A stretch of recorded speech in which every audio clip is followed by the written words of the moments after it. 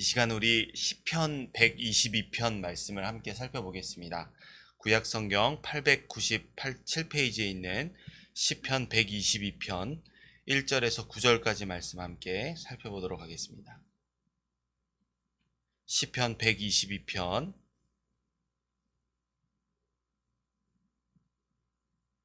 찾으셨으면 1절부터 교독해서 읽도록 하겠습니다. 사람이 내게 말하기를 여호와의 집에 올라가자 할 때에 내가 기뻐하였도다. 우리 발이 내 성문 안에 섰도다. 예루살렘아, 너는 잘 짜여진 성읍과 같이 건설되었도다. 지파들 곧 여호와의 지파들이 여호와의 이름에 감사하려고 이스라엘의 전례대로 그리로 올라가는도다. 거기에 심판의 보좌를 두셨으니 곧 다윗의 집 보좌로다. 예루살렘을 위하여 평안을 구하라. 예루살렘을 사랑하는 자는 형통하리로다. 내 성 안에는 평안이 있고 내 궁중에는 형통함이 있을지어다. 내가 내 형제와 친구를 위하여 이제 말하니 내 가운데 평안이 있을지어다. 함께 읽겠습니다. 여호와 우리 하나님의 집을 위하여 내가 너를 위하여 복을 구하리로다. 아멘. 할렐루야. 진리의 말씀을 사모하며 주님 계신 곳으로 나아가기를 소망하는 마음으로 기도로 하루를 여시는 모든 성도 여러분들 가운데 성탄의 주인이신 예수님 한 분만으로 인해 기쁨이 충만하게 넘쳐나는 은혜가 함께하는 이 시간 되기를 소원합니다. 오늘 이 본문의 말씀을 통해 주 안에서 항상 기뻐하라는 제목으로 함께 기도하고 은혜 받기를 소원합니다. 오늘 본문인 이 시편 122편은 120편부터 134편까지 성전에 올라가는 노래라고 하는 동일한 표제를 지니고 있는 시 중에 하나입니다. 이 표제는 이스라엘 외곽 지역에서 사는 유대인들이 큰 절기, 3대 절기라고 하는 유월절, 칠칠절, 그리고 장막절에 예배를 드리기 위해 예루살렘 성전을 향해 여행을 나서던 바로 그 순례자들이 즐겨 부르던 노래가 기록되어 있습니다. 예루살렘은 어디에서 보다 하더라도 지대가 높은 곳에 위치한 성전입니다. 어느 곳에서 바라보아도 예루살렘 성전을 바라볼 수 있는 그런 지리적인 요건이 구성되어 있습니다. 때문에 어떤 방향에서든 성전을 향하여 올라가게 되면 높은 곳을 향해 올라갈 수밖에 없습니다. 멀리서 절기를 지키기 위해 산을 넘고 물을 건너 예루살렘에 도착하고 다시 또 걸어 올라가는 수고로움을 통해서만 예루살렘에 도착할 수 있다는 말입니다. 그러나 피로가 가중되고 힘든 상황 속에서도 오늘 이 본문의 시편 말씀을 통해 시인 다윗이 전하는 그들의 마음가짐이 어떻습니까?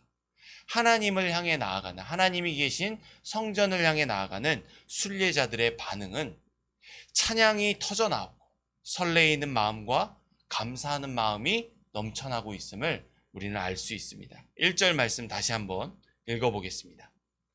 사람이 내게 말하기를 여호와의 집에 올라가자 할 때에 내가 기뻐하였도다. 아멘.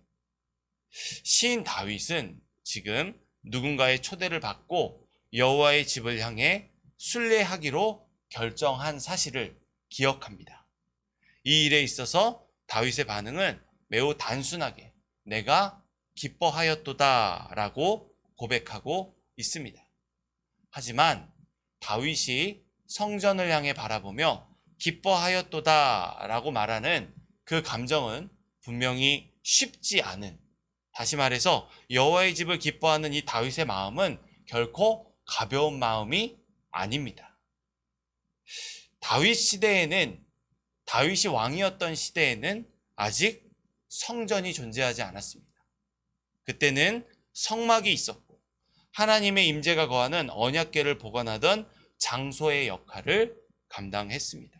그런데 그 언약궤가 엘리 제사장 시대에 블레셋에게 빼앗겼던 전력이 있습니다. 그리고 블레셋에게 빼앗긴 언약궤는 다곤 신전에 옮겨지고 거기에서 벳세메스 그리고 기럇 여아림을 거쳐서 이동하게 됩니다. 그리고 왕위에 오른 다윗은 예루살렘으로 언약궤를 옮기려 하지만 도중에 또 실패하여 오베데돔의 집에 언약궤가 3달을 머무른 뒤에야 예루살렘에 있는 성막으로 온전히 언약궤를 옮기게 됩니다. 여러 해 동안 자신들의 죄악으로 인해 떠났던 언약궤가 돌아왔습니다. 이 기쁨을 말로 다 표현할 수가 없습니다.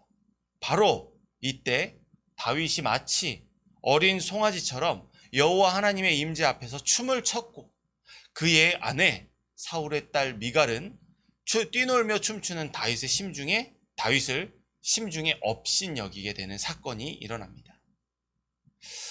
그야말로 다윗이 얼마나 기뻐했다는 것을 여실히 드러내는 대목이 아닐 수 없습니다.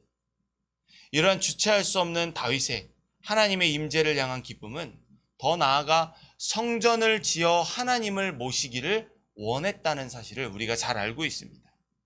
그런 다윗의 갈망을 아시는 하나님은 사람의 손으로 지은 성전이 아닌 여호와 하나님께서 친히 직접 지으시며 거하실 처소인 다윗 왕조의 영원한 언약을 맺어주십니다.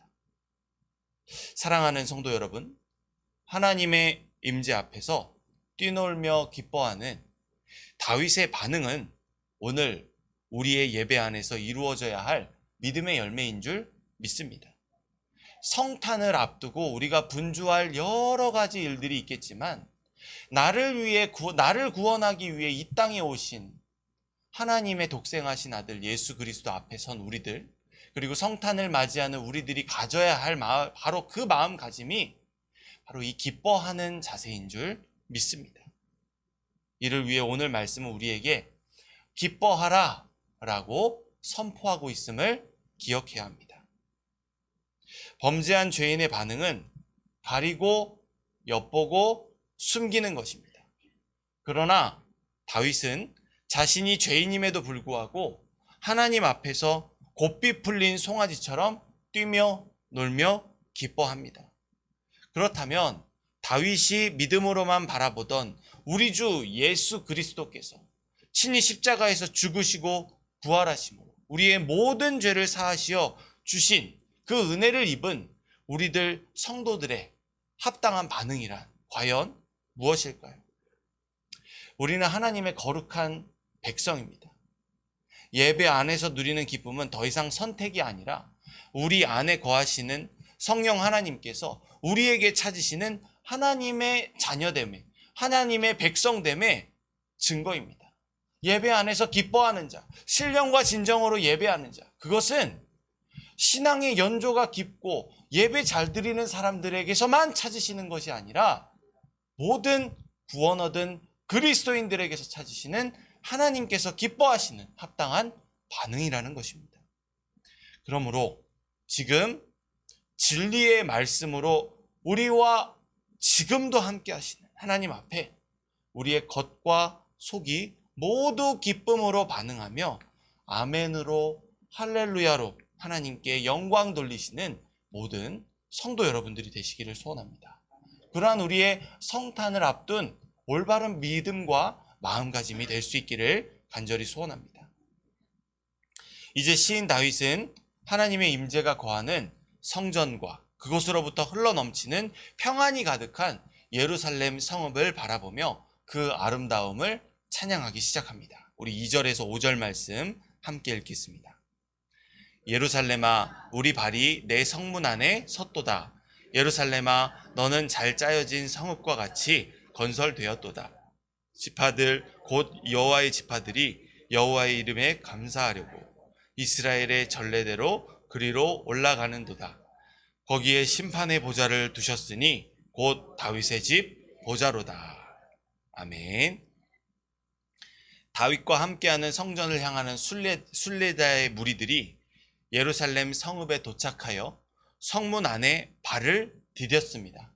그리고 다윗은 하나님의 임재가 사람의 손으로 세운 성읍마저도 한치의 오차 없이 잘 짜여진 구획처럼 정리되어서 빈틈없는 성읍이라며 감탄하기에 이릅니다. 이처럼 하나님은 민수기 6장 24절에서 26절, 우리가 잘 알고 있는 아론의 축복이라고 하는 그 말씀을 통해 택하신 백성에게 주시는 은혜를 선포하시는데, 그 중에서도 하나님만이 주실 수 있는 축복 중의 축복은 바로 평강입니다. 이 평강은 부족한 상태가 완전해지는, 채운다는 의미에서 비롯되는 단어입니다. 즉, 평강이라는 것은 죄로 인해 우리의 안에 발생하게 된 그 공허함을 채워서 하나님께서 창조하셨던 그때의 그 모습 그대로 회복한다는 의미를 가지고 있습니다. 따라서 예루살렘의 성읍의 그 잘 짜여짐은 여호와 하나님의 채우시는 은혜로부터 연합되고 세밀하게 세워진 세상에는 없는 여호와 하나님의 평강이 깃든 상태라는 것을 우리에게 보여줍니다.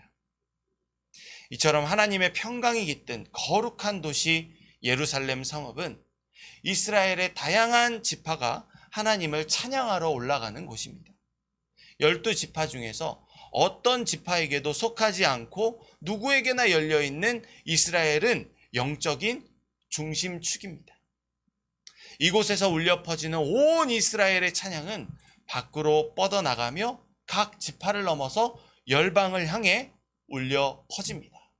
누구라도 그 찬양을 듣고 예루살렘 성으로, 그 누구에게도 속하지 않은 거룩하신 하나님의 임재가 있는 곳으로 나아오게 하는 역할을 감당합니다. 하나님은 바로 이곳, 온 세계 열방을 향해 뻗어나가는 이스라엘의 영적인 중심축에 심판의 보좌, 즉 다윗의 집을 두셨습니다. 이는 곧 12지파 중에서도 유다 지파의 다윗 가문에게 나라를 다스릴 권세를 주어졌음을 의미합니다. 12지파 중에서도 유다 지파의 다윗에게 하나님께서 큰 은총을 베푸신 것 같습니다. 그렇다면 이 고백은 온 이스라엘이 즐겨 부르는 시편에 포함될 수 없었을 것입니다. 유다 지파의 찬양일 것이기 때문입니다. 그러나 오늘 본문의 시편 122편이 온전히 시편 전권인 150편 중에 포함될 수 있었던 것은 이 시가 다윗이 아닌, 다윗에게만 국한된 것이 아닌, 유다 지파에게만 국한된 것이 아닌 하나님의 독생하신 아들이자 세상 위에 세워진 하나님의 임재가 거하는, 사람의 손으로 세우지 않은 하나님께서 직접 일으키신 참된 성전이신 다윗의 자손 예수 그리스도를 가리키고 있는 찬양시이기 때문입니다. 하나님의 통치를 바라보며 험난한 길을 오르는, 성전으로 오르는 상황 속에서도 참된 성전이신 예수 그리스도를 믿음으로 바라보는 그들과 그 성전이 가리키는 평강이 임한 예루살렘 성전을 바라보는 다윗의 마음은 그야말로 평안이 넘쳐납니다. 평강이 넘쳐 흐릅니다. 그는 눈으로 바라보는 성전을 넘어서 믿음의 눈으로 참된 성전이신 그의 자손으로 오실 예수 그리스도를 바라보고 있습니다. 이 약속을 한 개인 다윗에게 알리신 하나님은 온 인류를 구원하시고자 그 첫 삽을 뜨시며 다윗 왕조의 영원한 언약을 다윗과 맺어 주셨습니다. 그리고 하나님의 마음에 합한 자 다윗은 이러한 위대한 하나님의 구원 계획을 온 백성들과 찬양하기 원합니다. 우리 마지막으로 6절에서 9절 말씀 함께 읽겠습니다. 예루살렘을 위하여 평안을 구하라. 예루살렘을 사랑하는 자는 형통하리로다. 내 성 안에는 평안이 있고 내 궁중에는 형통함이 있을지어다. 내가 내 형제와 친구를 위하여 이제 말하리니 내 가운데 평안이 있을지어다. 여호와 우리 하나님의 집을 위하여 내가 너를 위하여 복을 구하리로다. 아멘. 심판의 보좌를 다윗의 집에 주신 하나님께 다윗은 온 백성과 함께 평안을 구하라. 그리하면 형통하리라고 선포합니다. 아니, 심판의 보좌를 두셨다고 하는데 어감이 맞지가 않습니다. 너희들 내 말 똑바로 들어. 안 그러면은 나한테 혼날 거야. 라는 말이 무력 통치가 선포되어야 할 것 같은데 다윗의 입에서는 그런 말이 아니라 평안을 구하라. 그리하면 형통하리라. 라는 마치 기쁜 소식이 울려 퍼지는 것만 같습니다. 왜냐하면 7절의 고백처럼 심판의 보좌에 앉으실 평강의 왕은 자신이 아니라 인간의 생각으로 그런 무력 통치로 이루어져야 될 것 같은 짧은 생각을 하는 것이 아니라 그 심판의 보좌에 앉으실 이는 다윗의 심중에 평강의 왕이신 자신으로 후손으로 오실 예수 그리스도 한 분뿐이시고 그분은 평안과 형통함이 넘쳐나는 하나님의 통치를 이루실 유일하신 분이시기 때문입니다. 이러한 구원의 은총을 예비하신 하나님께 다윗은 하나님, 제게 이 은혜를 주세요. 하나님, 이 은혜 없이는 살 수 없습니다. 라며 끝까지 구하고 두드리고 찾을 것을 요청합니다. 자신 혼자서만 찾고 구하는 것이 아니라 온 백성들과 함께 이 노래를 지어서 하나님께 구하고 두드리고 찾기를 반복합니다. 그러한 포기하지 않는 믿음으로 구하는 자들에게 하나님은 형통함을 주십니다. 마태복음 7장 8절에서는 성전에 약속하신 평강의 왕이신 예수님께서 말씀하시듯 구하는 이마다 받을 것이요 찾는 이는 찾아낼 것이요 두드리는 이는 열릴 것이라 다시금 예수님께서 재차 확인해 주신 그 말씀을 우리는 너무나도 잘 알고 있습니다. 사랑하는 성도 여러분, 다윗은 믿음의 눈으로 부분적으로 알 수 있었던 바로 그 하나님의 참된 성전에 예비하신 평강의 약속이 이제는 우리에게 찾아오셨습니다. 그가 믿음으로만 바라보던 그 성전이 이제는 우리 안에서 날마다 진리의 말씀 안에 빚어져 가고 있습니다. 바로 성탄의 주인이신 예수 그리스도께서 말입니다. 그분께서 내 안에 사셔서 이제는 나를 그분과 닮은 자로 날마다 빚어가고 계십니다. 이 성탄을 앞둔 때가 되면 세상은 요란하게 소동을 피우지만 그것도 이제는 코로나 사태 때문에 약간은 주춤한 듯 보이긴 하지만 그 마음은 어디 가지 않는 것 같습니다. 하지만 우리가 기억해야 할 성탄은 이 날은 평강의 날이요 구원의 날이자 기쁨의 날입니다. 그런 우리는 주 안에서 항상 기뻐해야 합니다. 성탄을 앞두고 우리가 갖춰야 할 한 가지 마음을 꼽자면 우리는 어떤 상황과 환경에서도 심지어 그것이 코로나 사태일지라도 변이 바이러스가 온 세상을 뒤덮은 이때에도 우리의 기쁨은 결코 멈출 수 없습니다. 주님의 임재 앞에서 기쁨으로 반응했던 다윗에게 영원한 평강을 약속하신 주님의 그 말씀이 오늘 나에게 이 아침에 우리에게 주신 이 말씀을 통해 메아리쳐 울리며 우리를 주님께서 사시는 여호와의 집으로 하나님이신 예수님을 머리에 둔 거룩한 주님의 몸된 교회로 세워 주셨습니다. 그럼 우리는 주 안에서 항상 기뻐해야 합니다. 기쁨은 나누면 배가 됩니다.